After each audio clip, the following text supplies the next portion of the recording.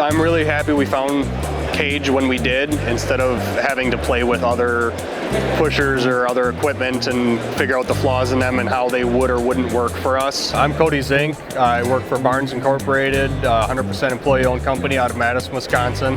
Our company, I believe, was founded in 1981 by Mark Barnes. It was sold to the employees about 8 years ago, making us 100% employee-owned. Predominantly, we are doing commercial properties.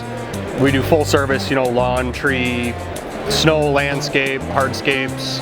The areas we serve are predominantly the Madison area and surrounding cities. Verona, Fitchburg, Sun Prairie, some charters, so we even go up to Baraboo, out to Dodgeville, Lancaster. So we do quite a span of the, lower part of Wisconsin. Off snow season, I'm the arborist, and then during snow, I am managing our west side counts. I did a lot of research when we were looking at upgrading our snow plowing fleet. Looked at a lot of other companies, found KAGE, based out of Wisconsin. Liked what I saw.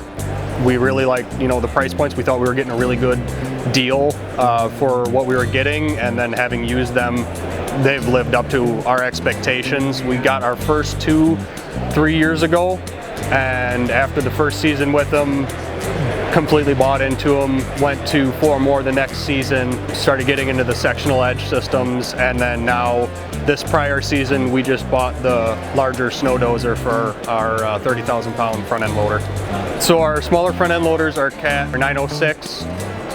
They're 12,000 pound front end loaders, kind of your medium smaller ones, non-CDL stuff. And then for the skid loaders, we run quite a variety. So we're running some Case 185s, some Bobcat T66s, ASV 100, ASV 75. I think even a couple SV 300 case wheel machines. They all get cycled through. They've all run the pushers. For just kind of experiment's sake, I put our 10-foot pusher on our Cat 279, and that ran it great. We went with the 8-footers because of the trailer ability of them, the simplicity of detaching the box. It's a lot less hydraulic system compared to other brands, and for me that's a lesser point of failure. If we do like fold in apart or break apart, we can just kind of get a section and bolt it on, or if there's a attachment that's not as necessary somewhere else, we can just kind of switch stuff around really easily. It has pretty much taken the place of any other attachment we use for these loaders.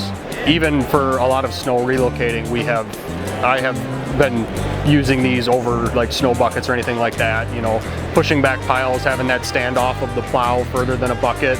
You can really stack snow a lot higher, a lot further back. And then cutting back curb edges, it's really great with or without the box. And then even on some situations where you can hop the curb and have a little bit more room, you can kind of run it like a grader and kind of windrow back that 3 to 4 feet further off the curb. So then, generally we might have to do that on some properties once in a season, and then you have created enough room to finish the rest of your season and not have to be back there every other week with a bucket to push that back. So when I first started running the KAGE systems, I took off the KAGE quite a bit when I was cleaning around curbs. What I quickly found is on lesser snows or lighter snows, it doesn't really pay to take it off, because you can still angle the plow and roll snow pretty effectively while still carrying a higher volume of snow. And then you can just go along a curb. When you get closer to that 90-degree curb, you can just pitch the plow forward to that curb, skid turn, and clean the whole corner out in one pass instead of taking the KAGE off and back dragging and windrowing everything. And then we have the non-sectioned poly edges on our KAGEs, and when it comes to pushing snow up over a curb, you don't need to take the KAGE off for that. You just kind of pitch the plow back a little bit, keeps your cutting edge in contact, allows that edge to ride up the curb a little smoother.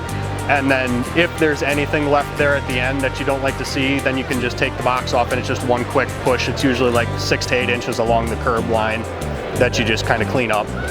We run quite a few wheel machines, and We used to use our standard dirt tires. We ran airless tires to not have issues on job sites during the summer seasons, and it seems like that salt residue and everything really delaminated those airless tires, and they're pretty expensive over regular skid steer tires, so we were getting very little time out of those.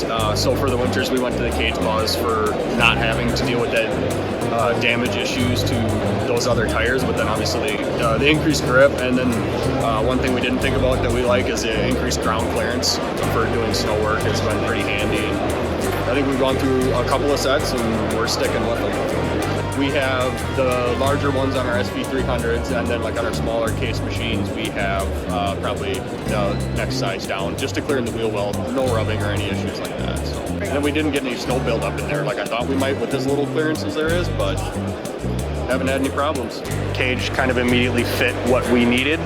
It's just been a rock star of an attachment for us across the board, and I'm really excited to start playing with the bigger stuff.